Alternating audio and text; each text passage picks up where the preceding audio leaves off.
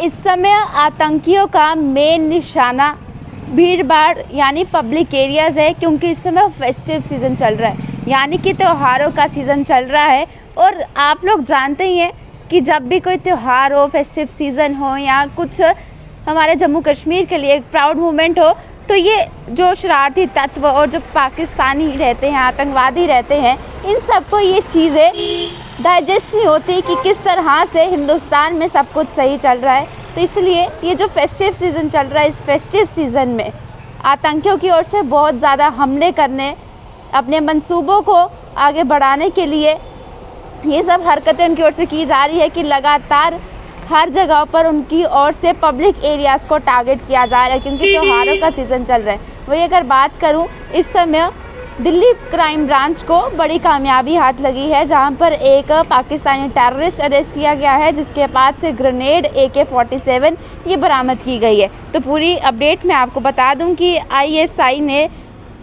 दिल्ली समेत पूरे देश में हमलों के लिए आतंकी को ट्रेनिंग दी थी। उसके कब्ज़े से AK-47 और हैंड ग्रेनेड बरामद किए गए हैं। स्पेशल सेल की आतंकी से अभी भी पूछताछ चल रही है, क्योंकि अलग अलग जगहों पर अलग अलग तरह से अपने हरकतों को अंजाम देने की कोशिश उनकी ओर से की जा रही है। तो बातचीत चल रही है, इन्वेस्टिगेशन की जा रही है कि कहाँ कहाँ पर प्लानिंग की गई थी कि इस फेस्टिव सीज़न में कहाँ कहाँ पर उनकी ओर से हमले किए जाएंगे, ताकि उन सब चीज़ों को अभी से ही रोका जाए और किसी भी सिविलियंस को, किसी भी सिक्योरिटी फोर्सेस को किसी भी तरह का नुकसान ना पहुँचे। तो दिल्ली पुलिस की स्पेशल सेल को बड़ी कामयाबी मिली है। दिल्ली में पाकिस्तानी आतंकी को गिरफ्तार किया है और दिल्ली पुलिस की स्पेशल सेल ने आतंकी को गिरफ्तार करके उसे अब इन्वेस्टिगेशन उससे शुरू कर दी गई है। और दिल्ली और कई शहरों में हमले की धमकियां दी गई थी, जिसमें दिल्ली, जम्मू कश्मीर और अन्य स्थान रहते हैं। आप लोग जानते हैं, कश्मीर की बात करूं तो श्रीनगर में लगातार एनकाउंटर चल रहा है, जिसमें आप लोग जानते ही हैं कल हमारे 5 जवान भी शहीद हो चुके थे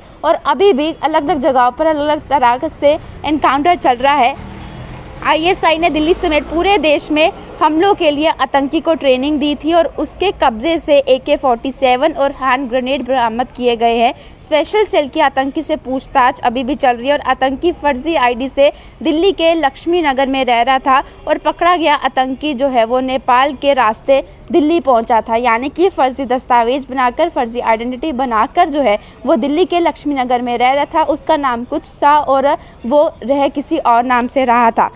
अली अहमद नूरी के नाम से जो है वो व्यक्ति दिल्ली के लक्ष्मी नगर में रह रहा था, जो कि टेररिस्ट है। अब आतंकियों